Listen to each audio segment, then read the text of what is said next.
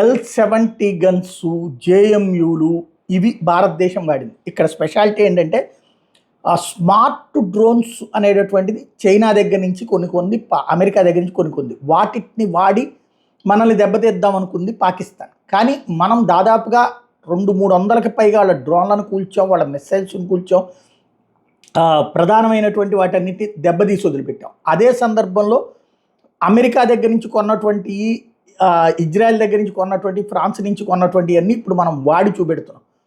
చివరికి పాకిస్తాన్ పరిస్థితి ఏంటంటే ఏ ఒక్కటి సక్సెస్ కావట్లేదు వాళ్ళ ప్లాన్. అదే సందర్భంలో మనవన్నీ కూడా సక్సెస్ అవుతున్నాయి. కరాచీలోనూ మనవి పేలినాయి, వాళ్ళకి సంబంధించినటువంటి ఏదైతే ఇస్లామాబాద్ దగ్గర పేలినాయి, లాహోర్ దగ్గర పేలినాయి. మనం అత్తారింటికి వెళ్ళినట్టు వెళ్తున్నాం, పేలుస్తున్నాం, వస్తున్నాం. మనం చేసినవన్నీ వెళ్తోంది.